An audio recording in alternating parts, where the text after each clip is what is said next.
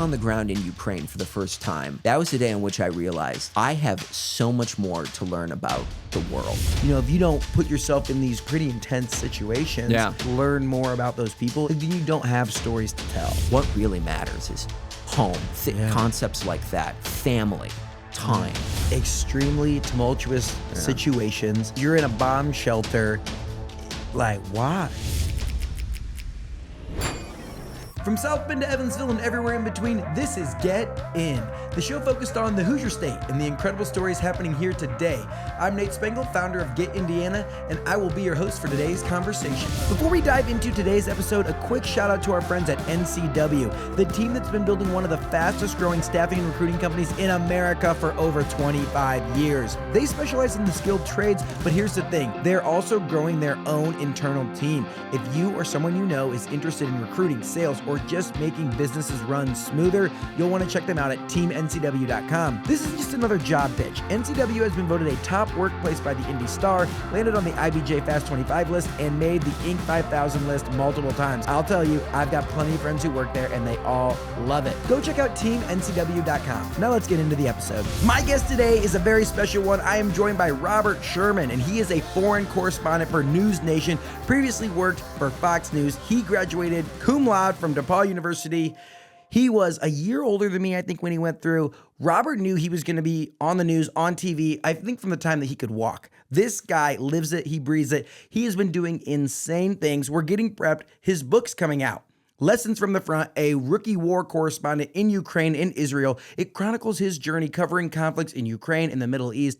I'm so excited to learn about this DePaul Tiger and how you've been going all around the world covering some of the most insane news. Robert, welcome to the show. Well, thank you so much for having me, and it's so good to be back in the great state of Indiana. Come on, back home again. Let's go. This is a wild story. So the first time I met Robert was on the set of D3 TV in Greencastle. Yes. And this guy rolls in with like full suit jacket, like pressed pants. Like I'm like rolling up, like I got like this, I was throwing my shirt in the dryer to like get a couple of the wrinkles out. And you're just like the most put together college kid. And I remember like, oh man, like this guy means business. Delivered every story with such vibrato.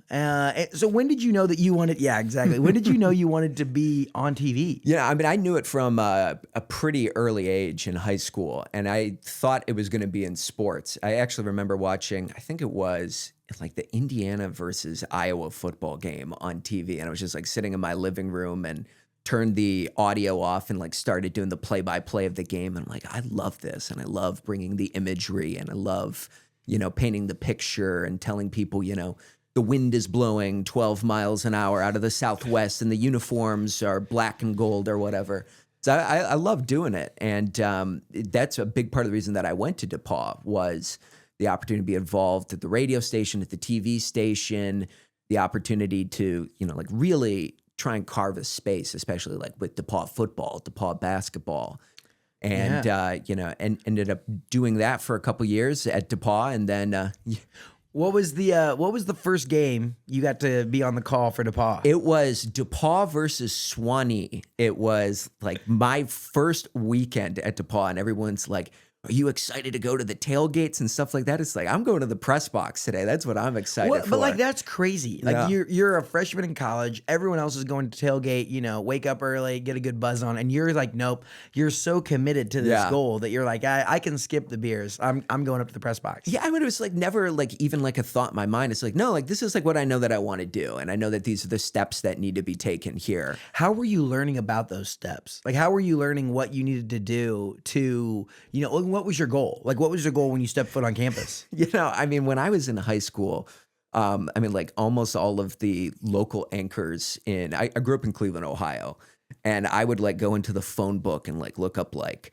Fred McLeod, who was the play-by-play broadcaster for the Cleveland Cavaliers. It's like, oh, here's his home phone number. Like, let me call him. And it's like, I get his wife on the phone. And she like thinks like I'm some stalker or something like that. It's like, no, I was just wondering like if Mr. McLeod might have some advice.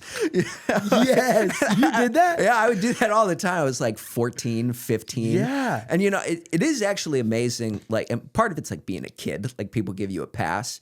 People tend to be pretty generous with giving advice.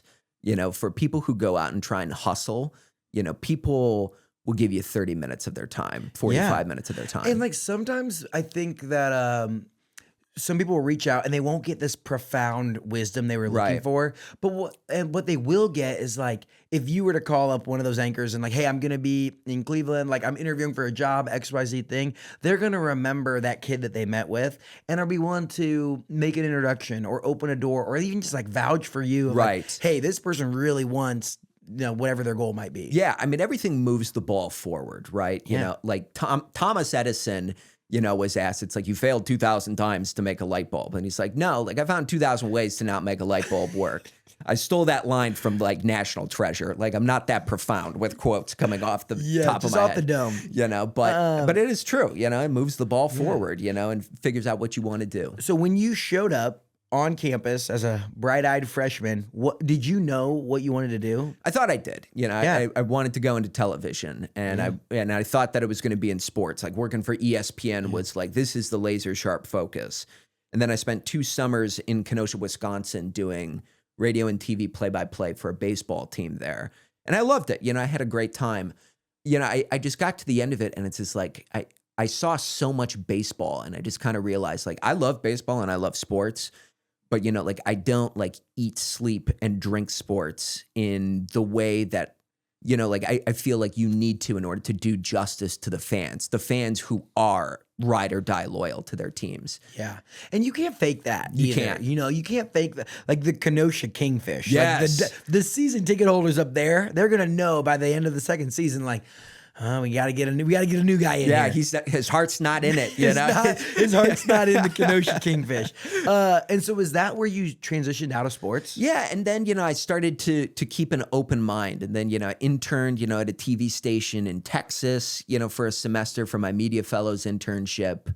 And then ended up moving over to news. So by the time you were a senior at DePaul, did you know that like news was probably going to be more? Yes, I thought that there was good opportunity there. I also thought there was like a lot of bad journalism that was going on. Like there were a lot of people who, I mean, you could tell like what they view of the world and like what they thought of, pick a politician, or political side, right or left. And I just thought there was a lot of bad news reporting that was going on. So there might be an opportunity for, something more down the middle. Yeah. And so what was the last game you ever called? Would have actually probably been DePaul women's basketball. And I think it was DePaul versus Oberlin or something like that. I mean, like the DePaul women's team, no joke. Yeah, they're a unit. No joke. Dynasty. Yeah, I mean, unbelievable. And I mean, like Chris Huffman, has just done such an excellent job there. And getting the opportunity to travel around, see the whole state of Indiana, see the Midwest, and, tell all these players' stories. That's what I love the most is, like such and such is from here, this was their upbringing. Yeah. Now, the interesting part about media is usually you get a gig, and there's like 200 and something markets, right? Or 190 markets? Yeah, it's like 210 or something like that. Right. So like there. local, when you think of local news in the United States, there's like 210 markets, and like you start at like in Terre Haute or you start in Birmingham, Alabama, and you just like kind of slowly crawl up the chain there based on how good you are. Right. Like, so you get your first gig in Birmingham, right? Yeah. So you leave school. You're like bright-eyed, bushy-tailed, ready to go conquer the world. And you're like, here's a one-way ticket to Alabama. Yeah. Which was a great opportunity because it was like market 43 or something like that coming out of school. That's a good start. It's a huge start, What do you credit to getting a start in like a top 50 market, job one? Every experience had here at DePaul is what did that. Because I mean, it's like there are like some schools out there, like Syracuse is considered, like the school where they pump out all of these, talented people. And like Syracuse is an excellent program, but it can be cutthroat to get opportunities.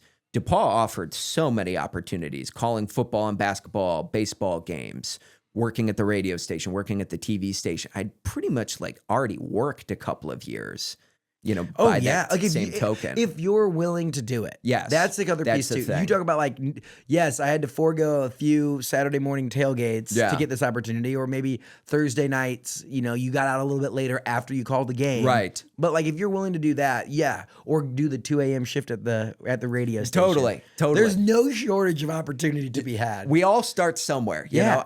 I mean, nobody who ever made it in a space like this, or like your space, did it, just by like walking in and not making any sacrifices. You've got to make the sacrifices at some point. So you get this job in a top 50 market in Yep. Birmingham. I mean, a little bit of a culture shock. A little bit, but And what are a you good covering? one. I mean, just local news Yeah. in general, So that could be one of my first stories that went crazy there. I think was like a dog that was left in somebody's car on a hot day, and like they ended up saving the dog, like thankfully, But it's just like the state of Alabama lost it, over this and it's like, that's local news, and Yeah. And it's like, I mean, dude, it's hard. Yeah. Like, because it's the old story of like, if it bleeds, it leads. And Yeah, like, it's so true. all of these things where, was it ever sad?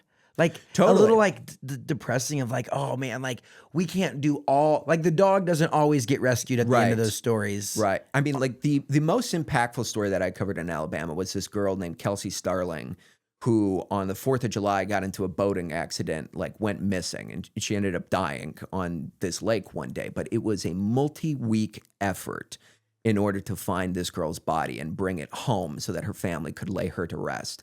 And the whole state is watching this story, and like we're putting out content every day to try and gin up support for the GoFundMe so that they can buy this new, like an underwater drone to go like try and find her, in this lake that's like 200 feet deep. And they end up finding her. It's a horrible story, but it is, I do take pride that some of the work that we do does lead to tangible positive outcomes for individuals. I just think that's the hard part with local news is that like the stories that people can't take their eyes off aren't necessarily always the happy stories. Right. And like, did you feel that? Like, I mean, how long did you spend in Birmingham? I was there for about a year and a half. Okay. And then I went to Fox News right after. So 18 months in Birmingham. Did you feel like you were getting like pushed towards any of like, Totally. were you like, hey, like, we can't do that many happy, like we got to talk about what's going to get people to watch. Yeah, but it's just like, it's also like what serves the community, right? Yeah. And sometimes the stories that serve the community, like it'd be nice, like if every day we're doing a story on like the new gelato place that opened up, or like your favorite ice cream. But sometimes the stories that serve a community the most, they don't necessarily want to hear. Sometimes they're tough stories, but they have an impact. And were you loved in Birmingham or disliked in Birmingham? Like, I know that the one part of being on local news is everyone's got an opinion. I mean, I was still pretty unknown, I would say, in Birmingham. I was still like a smaller, like player, just being a reporter there. And I never became, like a lifelong household name like James Spann or any of these people who were in Birmingham, because I was only there for 18 months. Yeah. But I love Birmingham. Okay. I And then love the city. where did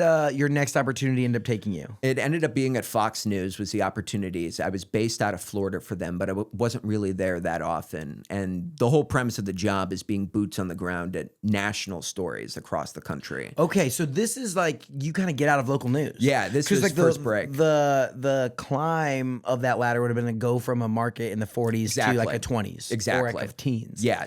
And then where did you make the distinction that you wanted to get out of local news? I mean, I think that it's something that I always wanted to do, but like sometimes you have to cut your teeth. Sometimes you have to pay your dues in local news in order to work your way up. I was able to skip a couple of the jumps to, like, let's say Detroit or Cleveland or Phoenix, and then skip the next level, which might be like Los Angeles or Chicago or New York, and going right to national news, which I was very thankful for. What got you that opportunity? I mean, it was really just, I had this spreadsheet of like 600, 700 names, and I would just go through and like hammer all these people, like I'd like get up at 5 o'clock in the morning and send these networking emails. And, shot spray, like maybe only a few got back to me. But like one person who I made good connection with was at Fox News, a top executive in New York, stayed in touch, and the opportunity ended up coming through. What were those emails saying? Like, what could people take away from this? Whether you're in news or whether you're in whatever it is, like, I think that sometimes people overthink what to actually send. I I always lead with I'd be grateful for advice and constructive feedback. Nothing else. I mean, you never ask for a job directly. No.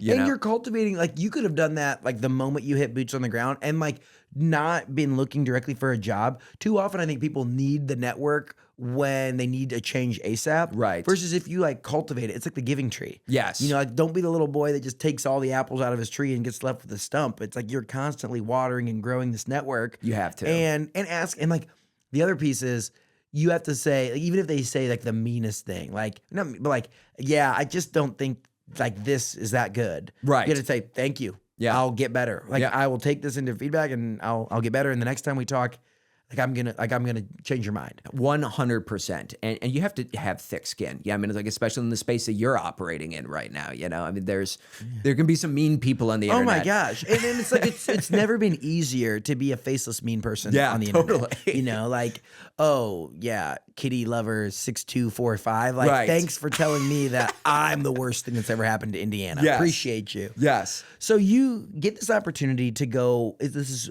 first break? I would call this my first break. Yeah. Okay. And what was it was with Fox News. Yes. What was it called? It was called a multimedia reporter. So I would Yeah. I would travel with my own camera. I would shoot video. By yourself? Yeah, by myself. I think people forget this. Yeah. That you're like toting a camera around. Oh, yeah. And it's not like a phone. It's like a big one, right? Oh yeah. Yeah. No, it's Okay. just a How guy old, like how old are you at this point? I would have been like 23, I think. 23, 24. Okay, you're like 24, you're traveling the country. So like, give me an example. What's the first thing you get called out to? First thing that I think I got called out to would have been the election. Would have been like Iowa caucuses and stuff like that. So you go from reporting about a dog trapped in a car in Alabama to like now you're boots on the ground at the Iowa caucus. Yeah, exactly. You know, 2020, I headed the 2020 election. Wow. Yeah, you know, which was a big one, you know, but they're all big ones now. Yeah. But I think this is interesting, and I'm excited to get into this too. Just like local news might have this perception of if it bleeds, it leads. Similar thing, like pick your national news outlet, you know, like you're working for Fox News, and it's like, I do think that has a tendency to lean towards one side Right. of the political.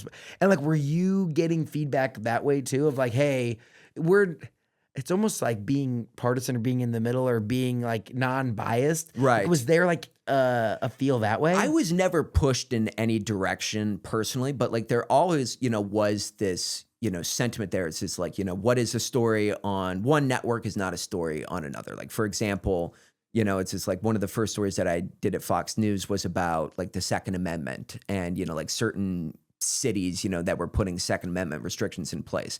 That is like right in Fox News's wheelhouse because it's like what their viewers care about.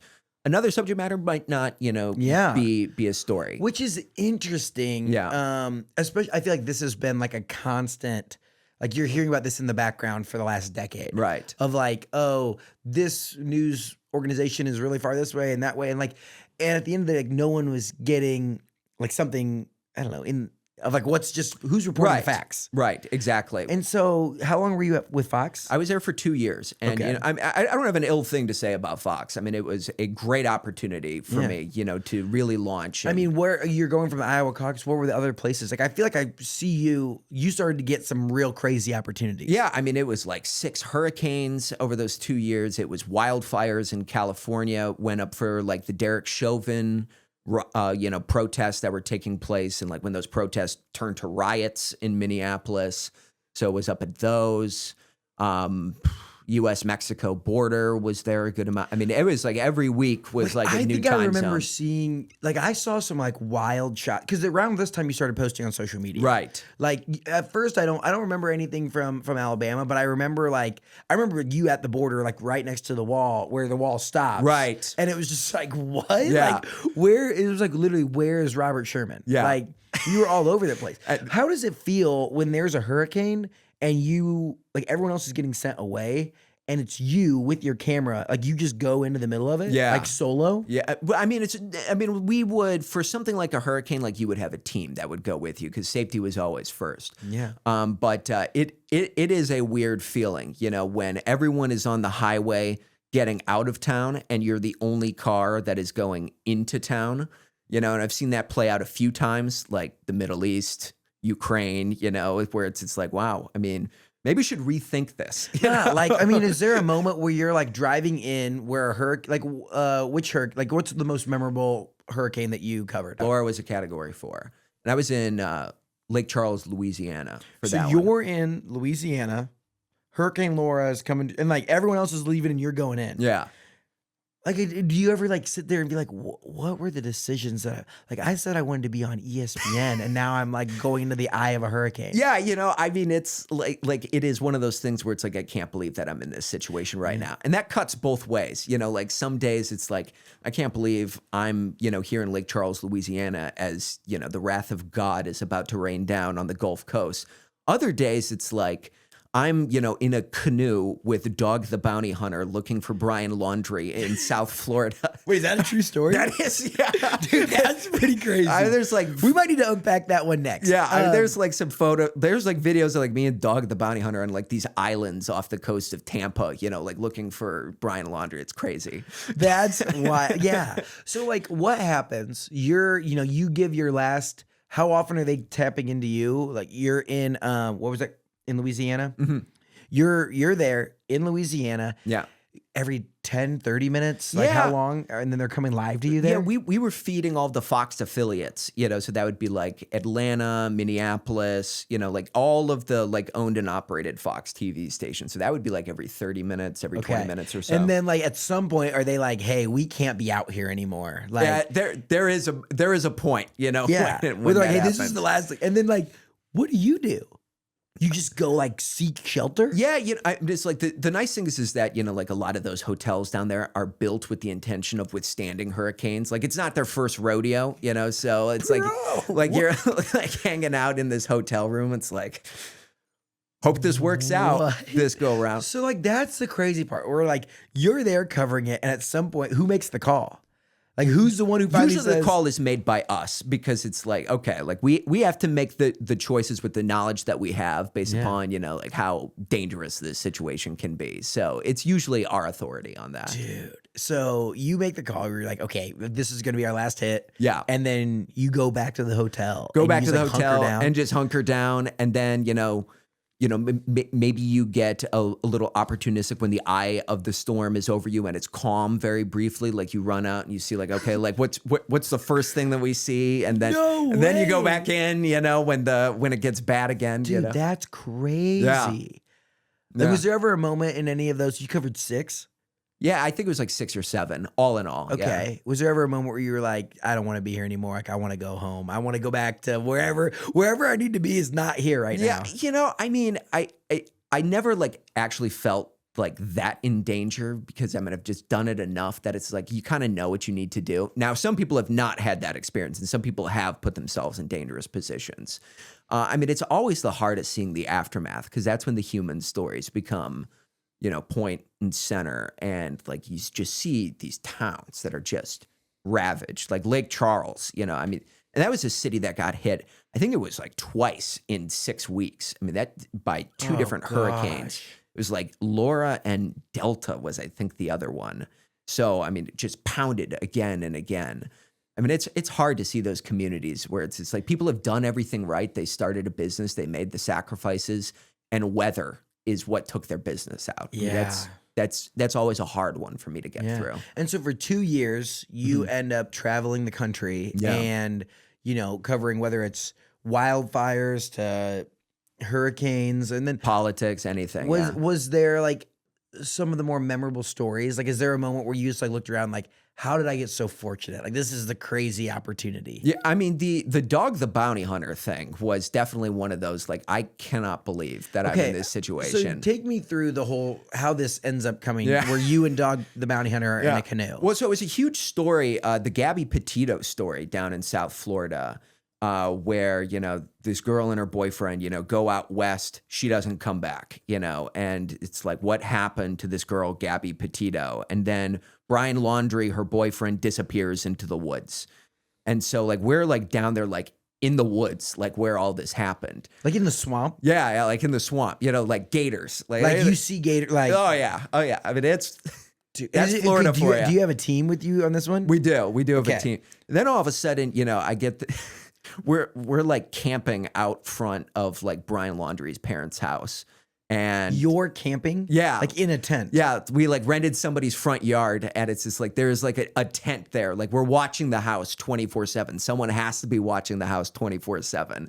What? And for any developments, anything that happens with Brian Laundrie. So someone from your station Yeah. is like calls up the neighbor or whatever and says, "Hey, can we rent your front yard?" Can we rent your front yard? You know, and it's like I have no idea how much it costs. I have no idea what the going rate of a front yard is in Northport, Florida. But a couple of people made off. Like made a couple bucks. Yeah, exactly. And they give you, and so you're in a tent. Yeah. And we're sitting there, and all of a sudden, It's like a real life stakeout. like Dog the Bounty Hunter shows up. It's like, is that Dog the Bounty Hunter? It's like, no way, that's Dog the Bounty. Just walks right up to the Laundrie family home, knocks on the door, and it's Did like, someone answer? no, I don't think anyone answered, but that it's just like he came like back to talk to us, and he's like, I'm gonna find Brian Laundrie, and it's like, No okay, way. And you're like, yeah, can I tag along? yeah, can we come? And it's just like, sure, you know. And it's the next thing you know, it's just like, and again, I was working at Fox at the time, and they loved it, and they were like, wherever he goes, you go. And all of a sudden you're riding in the sidecar for Dog the Bounty Yeah, Hunter. and it's like, you know, it's just like, can I rent a boat? It's like, you can rent a boat. Like, go follow Dog the Bounty Hunter wherever he is. What? It was crazy. Yeah, I've just never done anything like that. Okay, so how long do you end up following Dog the Bounty Hunter? It was a couple of days that we were out with Did you him. like ever any hot leads? Not really. You know, it's like we went to a couple of islands, and like we're looking at places that Brian Laundrie could have been. And it ended up being that he was in the woods. I mean, the whole time, you know, it's just like, and that's, you know, where, Yeah. I mean, that was his final resting place ultimately. So it's just like never really any hot leads, but it was just like, Yeah. how did I, you know, a kid from Cleveland, Ohio, went to college in Indiana, end up in this boat with Dog the Bounty Hunter? You know? Dude, that's kind of crazy. Like, but that's just like, you know, you get these opportunities and you're like you're camping out on a front yard. Yeah. Like the average person who wants to be asleep at, 10 p.m. or whatever and like go to the studio and come home every day, like doesn't end up with those opportunities. Right. So like being willing to be a little crazy, like in the good sense. It's the power of saying yes, right? I mean, it's the power of, you don't know what you don't know. And then when opportunity comes knocking, opportunity almost never comes at a convenient time, but like you still have to say yes. Yeah. And, you know, I mean, like there were other things going on in life, you know, that I could have been doing, you know, like could have been at a bar with friends. Yeah, like watching some football or something. I mean, I could have turned it down, but it's just like, no, I'm going to go follow Dog the Bounty Hunter. Yeah. And well, you talk about opportunity. You end up getting your next opportunity and leaving Fox News. Yeah. Talk to us about what ends up pulling you into NewsNation. It's my boss's boss at Fox, Sherry Gretsch. She left to basically go run this new network. She's now president of NewsNation. It's someone who I really admired, and I believe that she is like the greatest mind in cable news today. And so it was an opportunity to go work for her again. And it was a cool opportunity to, I mean, there are a lot of stigmas about the media landscape today, leans to the right, leans to the left. What I love about NewsNation is like, I mean, the motto is news for all Americans. And it's like really bringing it back to kitchen table issues and stories that matter to people, the economy, the cost of groceries, you know, really focus on the heartland. Did you get negative feedback? I mean, like Fox News gets pushback all the time. Like, were you getting like beat up on the internet from that? No. In fact, I mean, like NewsNation had just started. People were more likely to be like, where are you going? I've never heard of NewsNation before, which was fair. I mean, you know, because it's like I hadn't at the time. To see how much it has grown over the last couple of years, people like Leland Vitter, Chris Cuomo, Dan Abrams has, you know, is still with us to some capacity. Elizabeth Vargas, all of these people who have come to this team, but focused on these, you know, Heartland First, America. Did you get beat up while you were at Fox though? Like, were people talking like, you know, the stigma? Oh yeah. You know, I mean, like you would like put something like on social media, and it's like something that's like, thousands of people attended this Trump rally today or something like that. First comment is like, thousands of people. I bet it was 20. You're such a liar. And then the next comment is like, thousands of people. It was millions of people. You're such a liar. And it's like, you can't win. No, you cannot. Can't win And on the you're like, internet. Yeah, no, the internet, again, it's like, and those were all probably faceless accounts. Yeah, Like, exactly. Yeah, and it's Exactly. like, okay, so I do think like going to this new kind of like startup network is kind of like a cool, exciting opportunity. Yeah. When they tapped you to come over there, what was the job? It was originally going to be focused on covering the U.S.-Mexico border. That's where I thought that I would be spending all my time. Because, I mean, it was a huge story that was impacting Texas and Arizona. We're not a politics podcast, right? But like, you're there at the border. Like, what's life like on the border of Texas and Mexico? You know, I mean, it totally depends where you are. But I mean, like, were some parts of the border when I started there in 2022 that were like pretty freaking lawless. You know, I mean, like some of these places, like violence against Border Patrol agents was a huge problem. Gang members coming, you know, from not you're just Mexico. Sitting there with your like, camera out. Yeah, you know, and just it's like you never know like who is going to run past. Like, I mean, like there were times in which like we would see cartel members across the Rio Grande because it's not a wide river. And it's like you would just see cartel members How there do you who were know like that they were like taunting us, you know. It's just like sometimes they like put up their hands like money, money, money and stuff like that. What? Or it was crazy. Like, are you like worried? Are you like scared at all? You know, I mean, there were times when I was like, I probably shouldn't go to Mexico. Like, I mean, because it's like the cartels are smart. I mean, they know who we are. I mean, they know, you know, the networks that are down there and, you know, like where reporters are. Would probably never hurt any of us because it's bad for business for the cartels, you know, in order to cross like an American reporter or something like that. You know? But I mean, it's a different world, you know, when you're talking about the U.S.-Mexico border. Then there's the other element as well, which I emphasize, like the humanitarian crisis of, you know, woman and her children, you know, who have largely walked from South America through Mexico all the way to the U.S.-Mexico border. And it's just like, I cannot imagine what that is like, what that journey is like. And, you know, I mean, our big focus is like, you know, there are some networks that might only tell one side of that story, you know, just the humanitarian element. And you don't hear about the cartel criminal element. Then there are other networks that'll tell you about the cartel criminal element, but won't highlight the humanitarian issues. And our focus has been to cover everything. And I think that that's what tries to set us apart. Yeah. And like at a time when, you know, there's never been more skepticism of news, like hearing both sides of these stories is important. It is. It is. And it's a cool opportunity to be there and like, and not one way or the other. It's like, hey, this is happening and this is happening. And like, that's the news. Yeah. Right. Like, and I mean, it's, you know, and this is, you know, like a big part of my book project as well is that it's really changed like my calculus and like my views of the world, because I used to be at DePaul with you and have such strong opinions, you know, of like, I think the world is this, I think it should be like this. And it's like, the more you see, the less you know, man. I mean, it's like the more people you come across, it's like, wow, this is a really complicated world that we were in. All of a sudden going to college in Greencastle is like easy, you know? Yeah, you're like, oh, this is like, great. Yeah, I should have been stressing about that econ exam, you know? And where in the journey from Alabama to Louisiana and the hurricanes to the, you know, Mexican-American border, where along that journey changed you personally the most? The place that changed me the most was probably arriving in Ukraine. Okay. You know, which would have been February of 2022. Do you get pulled off of the border and sent? Went right from the border to Ukraine. How did that call go? I mean, it was like we were really like, obviously, like you're hoping that a country doesn't get invaded. So we were like, wow, we don't think this is going to happen. And sure enough, the invasion started, and it was really like we need to be there. We need some kind of presence. Who calls you and says, we're sending you into an active war zone? My now boss and mentor, Sherry Gretsch, was the one who called me. It's like, we need somebody over there immediately. Do you want to go? Okay, was it a question? Do you want? I had floated the idea, you know, it's just like, this could be kind of interesting. Like, if you ever need someone to go, you know, I kind of volunteered in a half-baked way, not thinking like there'd be any consequences to that volunteering. Then the next thing you know, it happened. And I mean, like, I hadn't been out of the country in years. I honestly, Nate, that day I could not have told you where Ukraine was on a map. Like, I had no idea. I had no curiosity about the world.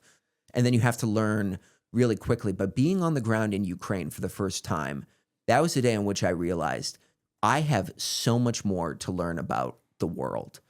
I thought that I knew so much covering politics, thought that I knew so much, like, being a good student at DePaul and, like graduating with honors. Like I thought I was really smart. And then you realize it's like, wow, I mean, it is a wide world. It is a complicated world. It was the first time that I started to ask questions like, is part of this our fault in the United States that a country overseas got invaded? Are we a force for good? Are we not a force for good? And it's just like a lot of an internal audit of like, I have no idea. So like you get on a plane that takes you from the border here. Yeah. Where do you drop into Ukraine? We fly into Warsaw because they shut down the airspace in Ukraine and it's still closed today to commercial flights. So we fly into Warsaw and we hire a crew that is on the ground. There's someone called a fixer, is someone who speaks like all the languages, like fluent in Russian, Ukrainian, knows exactly where to go, where the military positions are, what is safe, like what is a hot zone, and like what to avoid. That's someone's job. That's someone's job. Like I had no idea there was an economic ecosystem. Who is hooking you up with a fixer? It is. Thankfully, I went with a producer who knew what he was doing, Bartley Price. So you have someone that's like been around something like this before. Who like, I think it was Iraq when he was in a Humvee and got hit by an RPG, like covering, I think it was Fallujah. So it's like some crazy stuff. I mean, it's been, spent a whole bunch of time in the Balkans, or Afghanistan. So knew what he was doing. I had no idea what I was doing when I got there. I mean, it's like our first day on the ground in Ukraine and we get buzzed by a couple of jets. And it's just like Bartley is like diving out of the room. It's like, get down on the ground. And it's like, I'm looking out the window like, oh, it's the Blue Angels. Oh, gosh. It's like, okay, not supposed to do that. Yeah. Okay. So where do you end up in Ukraine? First city that we were in was Ivano-Frankivsk. Okay.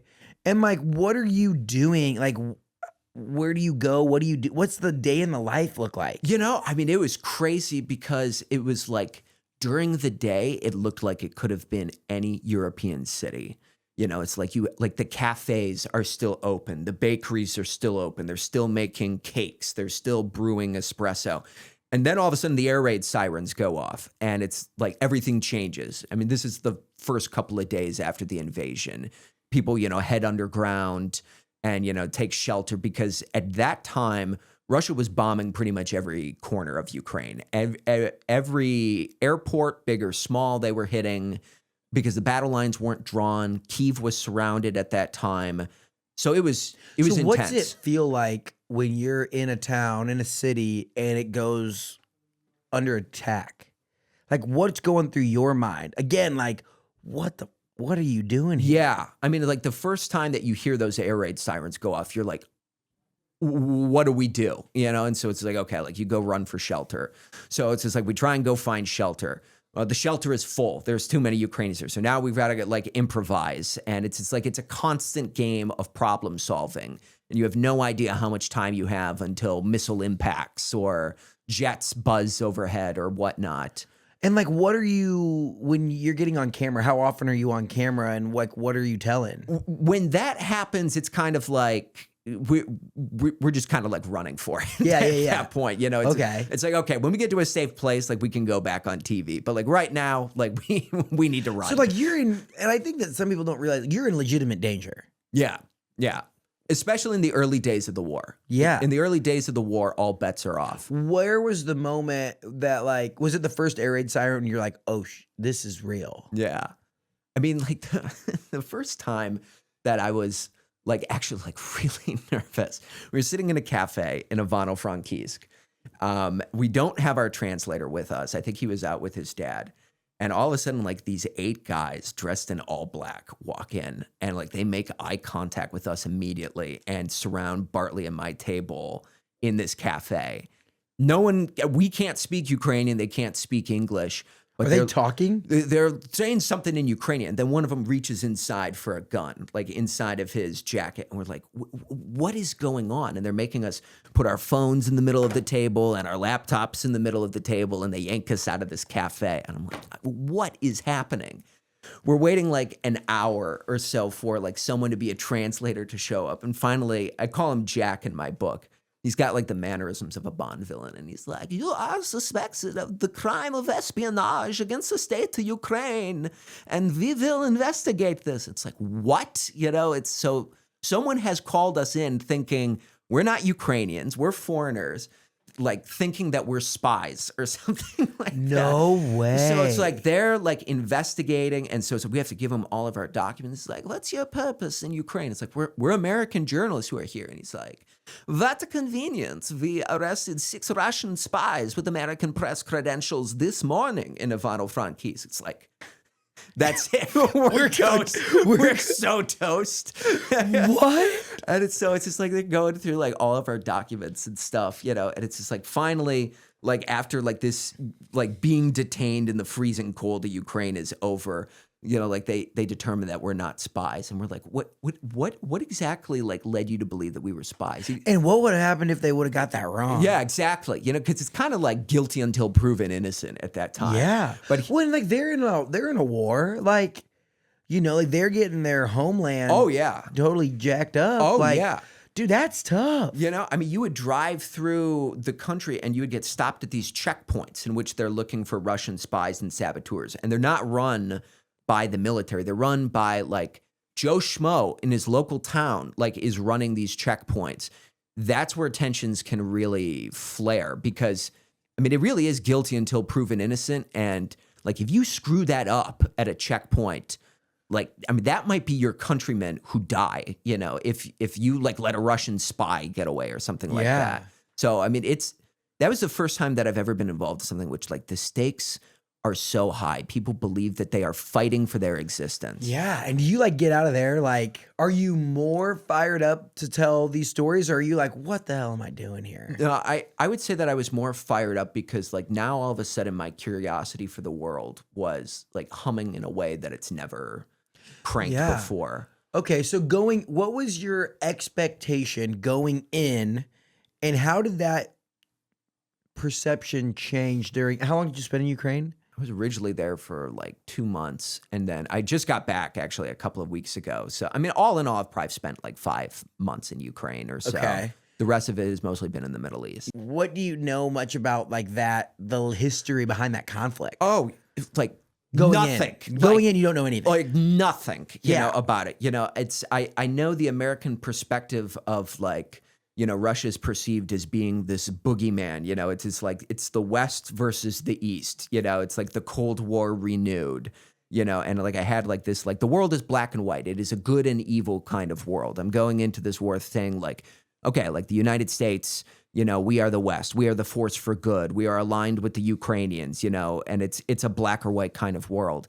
But then, you know, like you start to realize like it's just not that simple. And now, I mean, there are a lot of circles that I haven't squared yet, you know, about the situation, you know, between those two countries. You know, I'm asking questions like NATO expansion, you know, did this play a role in all of this? I don't have a deep understanding of Russia's view of the world. But like one thing that you start to take away is like everyone believes that they're a force for good. Everyone believes that they're on the right side of history. So then you like, okay, so why does Russia think this way? Why is Russia invading? You know, then it's on you to try and piece like, the world it's together. Hard to believe that someone who says, oh, we're invading a place, but we're on the good side. Yeah. But it's like if you change the word from invade to liberate. Yes, like, exactly.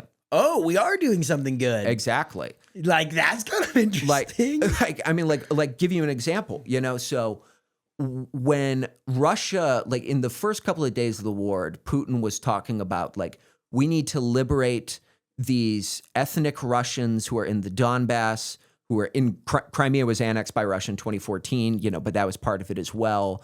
And like to denazify, you know, Ukraine and like the Nazi influences that exist in Ukraine. It's like, I initially like hear that. And it's just like, okay, like that's like gotta be Russian propaganda, right? You know, but then like we cross paths with like some of these guys like who have these allegations of Nazism. Like they are there in Ukraine. And like there was a time in which the United States were trying to make them foreign terrorist organizations, give them those designations. And like I'm looking at these people face to face. It's like, these are real people, you know? So, okay. So the United States was trying to make this group a terrorist organization, but Russia says that they're on the right side of history because they are liberating Ukraine from any of these neo-Nazi influences. Where is the truth? It's just like now all of a sudden it gets complicated. Yeah. And that is the sentence that I found myself saying again and again. It's complicated. Was there a specific story that you put out that picked up a lot of traction and like got you? I don't want to like that. Like people started to realize, oh wow, Robert is good at his job. One of them that wasn't war zones was the Papal Conclave earlier this year. After Pope Leo XIV was elected, I was like the first American reporter to get a question into him, like as he was like walking down the aisle, and asked him if he had a message for the United States. And he looked at me and he said, "Many for the United States." It was a pretty loaded response. Yeah. But it got picked up by like People magazine. Did you do you like stutter? Like right there, like when you're thinking of what you're gonna ask the Pope. I mean, it's just like you like try your best. Were you like rehearsing that? Like, 100%. You're like, in your head, you're like, 100%. okay, don't butcher this. Okay. Don't butcher this. Yeah, this is your moment, Robert. Do not blow this. The Pope is about to walk by you. And it's just like, do you have a message for the United States? It sounds like a simple question, but he's going, he's like walking by you. So you get like a second or two to get a question in. So something like, what's your message for the United States? And he stopped and turned and he was just like, many. I have many messages for the U.S. Hey, there it is. One word has never meant so much. No. Okay, so that one gets some. What about from your time in active war zone? We were embedded with this Ukrainian unit in the Donbass with one of their drone teams. So they like took us to an undisclosed location, like a couple miles away from the front lines, into like one of their drone labs, their workshops, and this is like where warfare is advancing by the day. So, I mean, it's like, yes, like there's like missiles, tanks, and jets, that still make up the battlefield.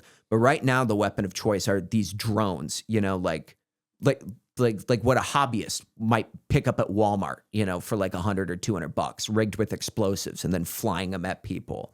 That has totally changed the battlefield.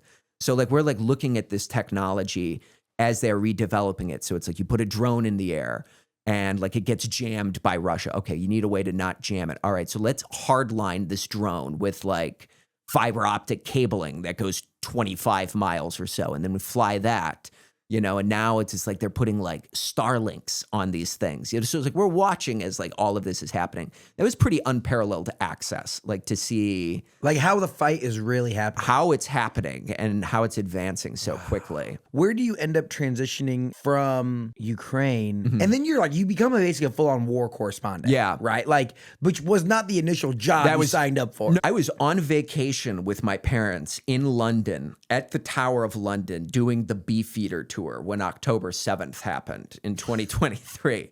And all of a sudden, like our phones start going off, and I'd been to Israel once before. So I knew like there was like always the possibility of flare-ups, but this was clearly pretty big time. And the next thing I knew was on a plane from London Heathrow to Tel Aviv. Getting into Israel was an absolute mess. I mean, I had to go through Istanbul in order to get there. And that's like when you are face to face with people in their darkest hour. We were at the Istanbul airport and almost every flight was getting canceled to Israel.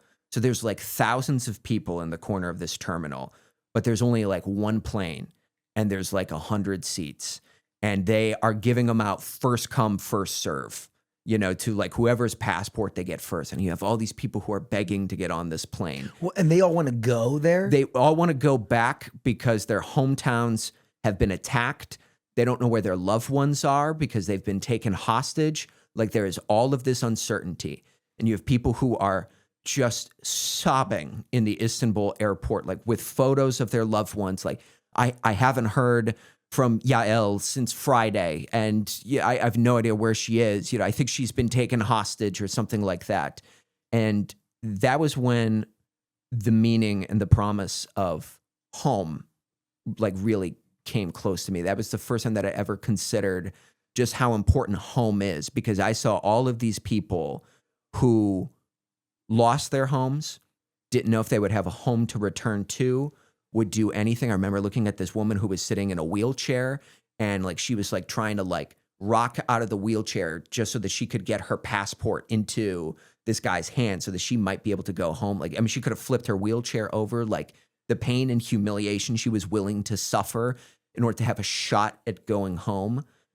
All of a sudden, it's like, wow, like, I mean, that's what's important, you know? And that's one of the things that I talk about in this book project is like, what really matters is home, concepts like that, like what, you know, family, time. Yeah. Where did you get the notion to write this book? I wrote almost every word of it on airplanes, and I started it on the plane ride home from Ukraine, and it was just like putting together like notes. And initially it was going to be like a gift to my future self. Like I wasn't even going to publish it, just like something like in order to keep all these memories that have really changed my life, you know, like always something that I can go back to. But, you know, and then the situation in the Middle East happened, and then I started writing more of it. And I mean, like my whole perspective of life has just totally changed. Like it used to all be ambition, work, hustle. And then all of a sudden, like when you're like running from rockets and you've got like 8 seconds that makes a difference between living and dying, like you can't look at your clock the same way ever again. The concept of time means something new to you. Yeah. When you have taken home for granted for all these years, like coming back to Indiana, you know, like when you've taken that for granted, then all of a sudden you see all these people who just lost their home in an instant, people who are from Mariupol or Melitopol, Ukraine, who can't go home because it's occupied, or people from Kibbutz Be'eri in southern Israel, or people from Rafah in Gaza, you know, who have lost their homes. Now all of a sudden, like home has a different value to you. So those are the things that I think that I think on the most. The interesting piece is you go from a very, historic, like there's lots of history between Russia and Ukraine, and you go to, you know, the Middle East, where there's even more historical turmoil and just countless layers. Like, how do you get in and even start to begin to understand the complexities that are going on there, and your boots on the, like you're learning about what's going on there and trying to tell those stories back to people in the US that are watching? You know, I mean, it was like, like October 8th, like the first day that I was there was like I remember it as like one of the most overwhelming days of my life, because it's, you know, I mean, it's like as an American, like you kind of like paint like the whole world as like, okay, you know, like the Middle East, like it's all kind of the same, right? No, not in the slightest. You know, like Israel is its own country, and then there's political dynamics that are ongoing in Israel. And then there's the West Bank. Okay, is the West Bank similar to Gaza? No, it's two political groups. You know, you have Fatah and then Hamas.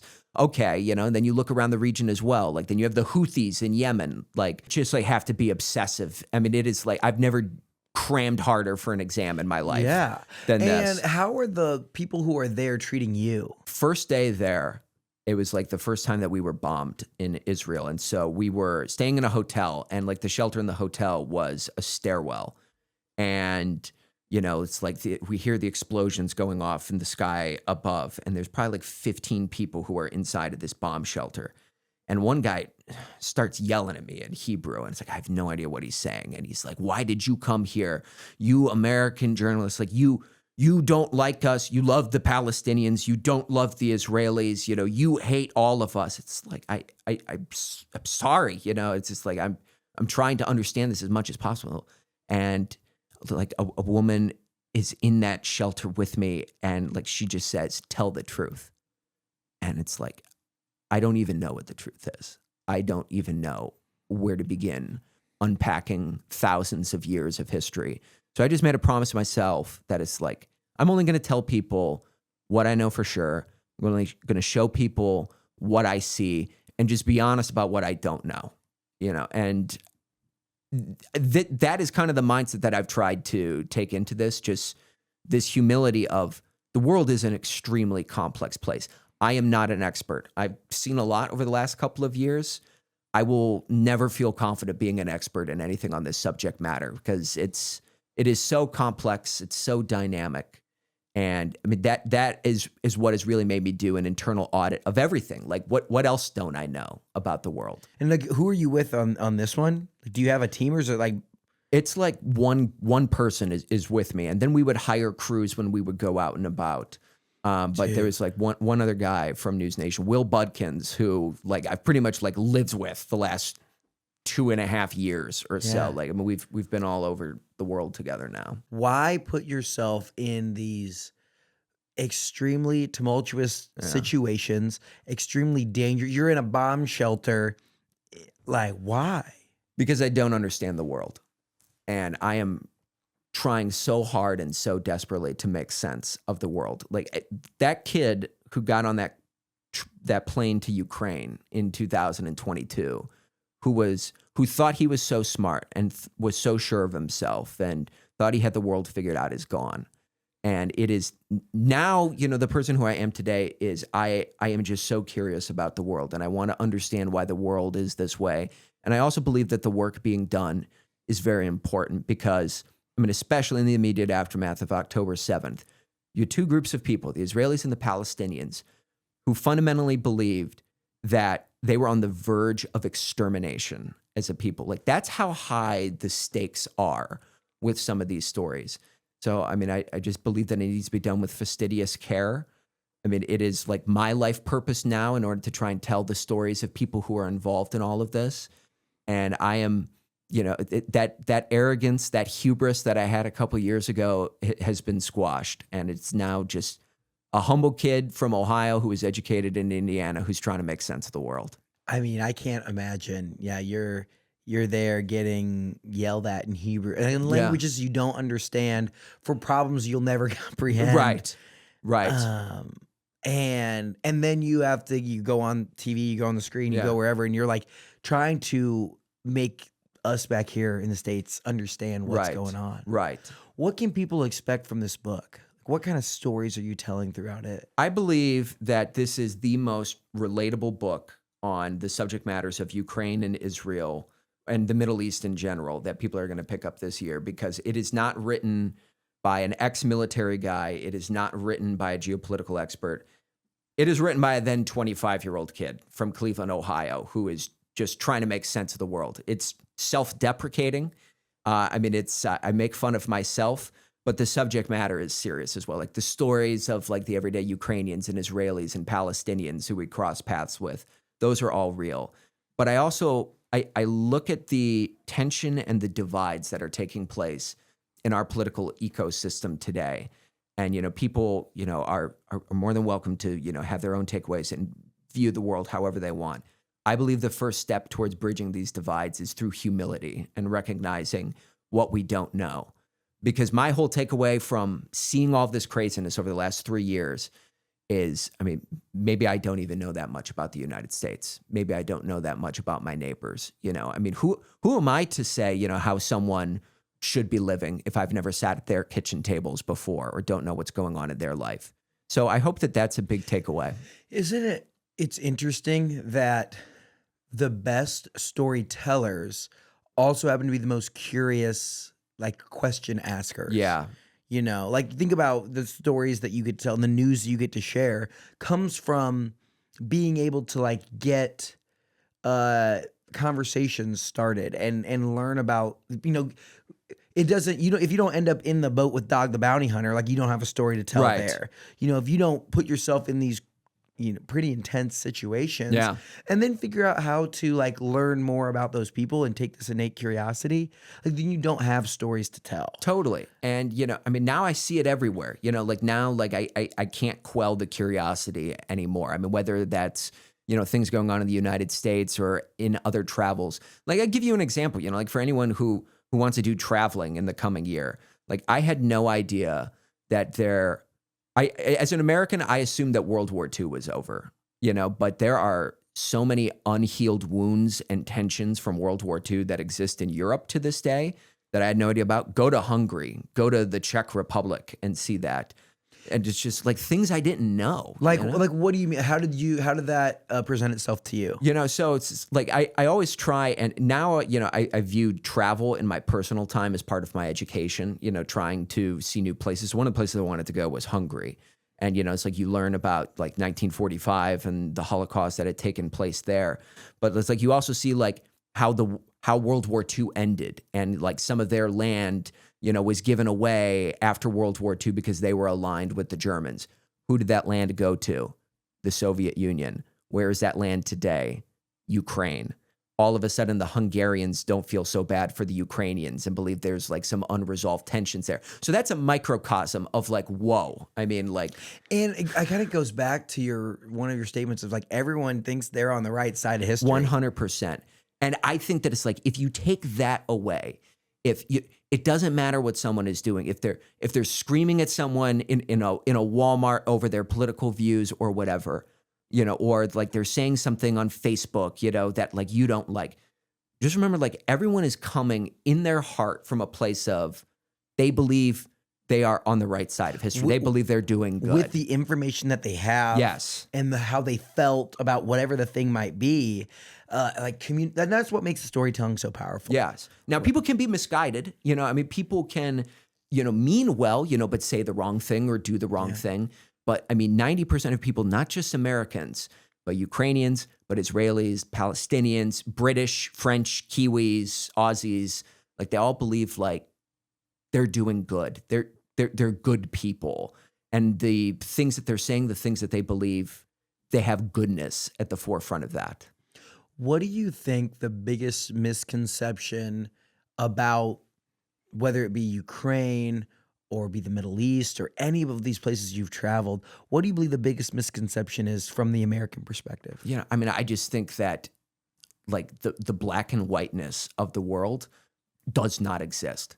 And that was the kid who was getting on that plane to Ukraine was just like, okay, like there's good, there's evil, there's the West, there's the East, like, everything is aligned pretty tightly. Benjamin Netanyahu from Israel just got off the phone with Russian President Vladimir Putin the other day.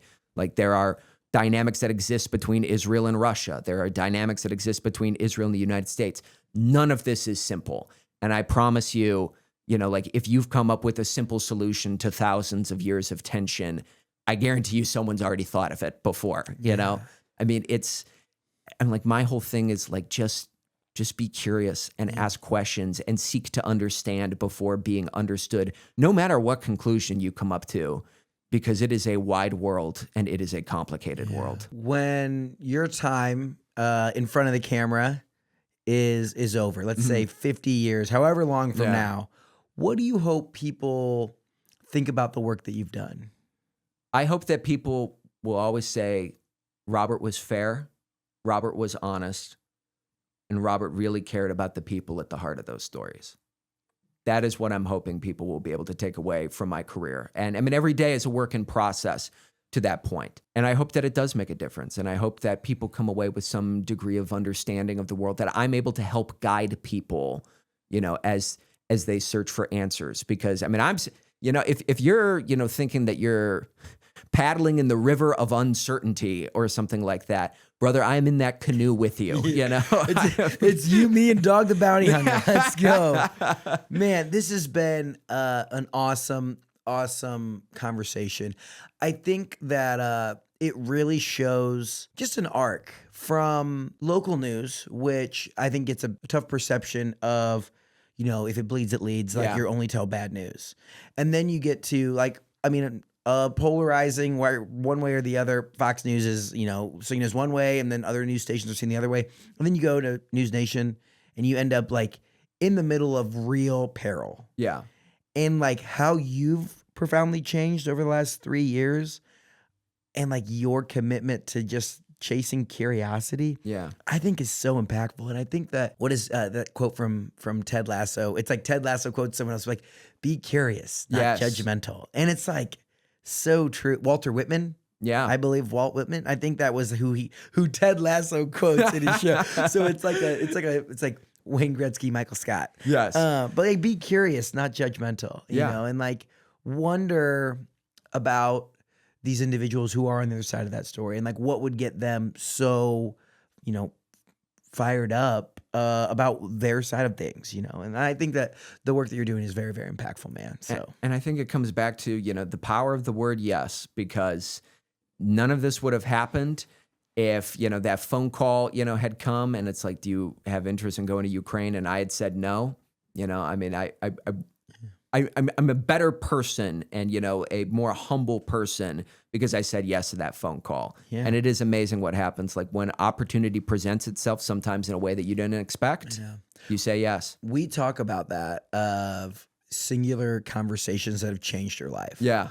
Like the final conversation that led you to your college decision, the final conversation that led you to whether it's a job opportunity or moving or whatever it might be. And it's like a singular conversation that you might have said it throwing, like when you talk about like, oh, I'll go over there or whatever. Yeah. Like, you had no idea that would shape the next X amount of years of your life and like your perspective. Singular moments. If people want to pick up the book, where can they do that? They can do that at normal places where books are sold, Barnes & Noble, Amazon. You can order directly through Bloomsbury as well. Yeah. And it should be releasing December 11th. Lessons from the Front, a rookie war correspondent in Ukraine and Israel. That's exactly right. There it is. We'll link it down in the show notes as well. We do have our final same 3 questions that we ask to every guest who comes on the show. Obviously, you spent 4 years in Indiana. Yeah. Just a kid from Cleveland. You and Travis Kelce both. Just a kid from Cleveland, Ohio. You've spent a decent chunk of time here in Indiana. You've obviously seen a lot of the world. Yeah. What's something that the world needs to know about Indiana? I think of the Indiana perspective every day because I don't think that there is a population that is more grounded in what is important than people here in the Hoosier State. People here are very in tune with what is important in their lives, their jobs, their homes, their family. At the end of the day, I think of my time here, some of the best people in the world live in Indiana. I say that so sincerely, and I think of them every day, and because they seem to be in tune with what's really important and what should be a guiding light in so many people's lives. Yeah, and I feel like when you've seen a lot of things, that is something we can take for granted here in Indiana. We don't realize that not everyone is that way. Yeah. When I talk to people from wherever they are, whatever side of the world, whatever side of the country, whatever political, anything they come from, you don't always realize that good intentions and being grounded and like what some people might call like a slower pace of living can actually be a great place to live and grow and to raise a family and all those things. Yeah. Okay, this is an opportunity for you to share a piece of the Hoosier State that you love that more people need to be talking about. What is a hidden gem in Indiana? The Greencastle High School gymnasium. Really? The arena. I walked in that thing for the first time at WGRE 91.5 covering a Greencastle Tiger Cubs basketball game. Whoa.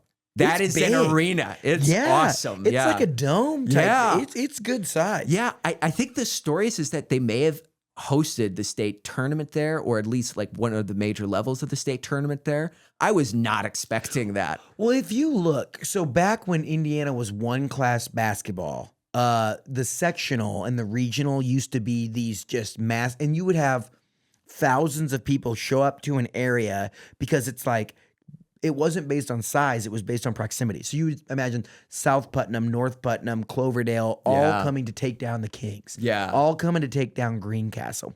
And so usually like around one per county, you'll find a bigger than average sized stadium arena because like basketball in Indiana was so big. And then with class basketball, you started getting the 1A schools having to travel to find the 1A schools. Right. And so instead of, let's say you're grandma and you have a kid on one team and a kid on the other team, you have to start to pick and choose versus just going one place and watching it all. So it really affected attendance when they class basketball. Whether it's right, wrong, or indifferent, but that's a little class basketball history for Either you. way, the deeply rooted culture of hoops in this state, holy cow. Wild, right? People weren't messing around. Yes, sir. Okay, finally, this is your opportunity. This is where we get new guests or just people that have ties to Indiana. Yeah. And I like to preface this.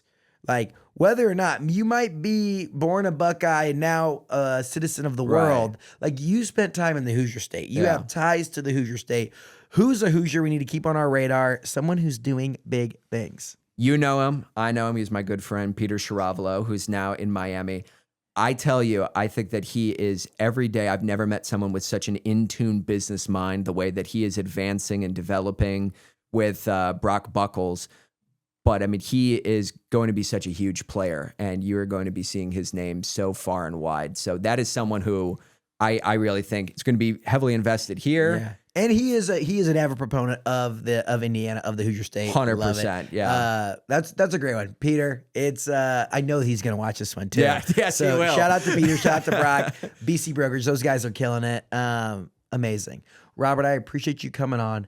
I appreciate you taking the time to share a little bit of, but not too much because everyone needs to go pick up the book. But a little bit of your travels and your insights from spending time in, I mean, some of the most tense places on the planet. Man. Yeah. It's been an honor to follow you and to get to sit down and chat for a while. Incredible. If people want to follow you, if they want to learn more, obviously we know where to find the book, but where can they see you and the work you're doing? Social media, all of it is at Robert Sherman TV. There's my website, robertshermantv.com, where I aggregate a lot of this reporting as well. But also NewsNation, America's fastest growing cable news network. Come on. There we go. Robert, appreciate you stopping by, man. We'll talk to you soon. Thank you so much, Nate. This show is made possible by our friends up at Sweetwater. Whether you're looking to start a podcast or take your content to the next level, click the link in the description to see all my gear recommendations at Sweetwater. If you want a behind-the-scenes look at everything we're doing across the state, make sure you follow me on Instagram and TikTok at Nate Spangle. Thank you so much for listening and being a part of what makes the Hoosier State great. We'll see you next time here on Get In.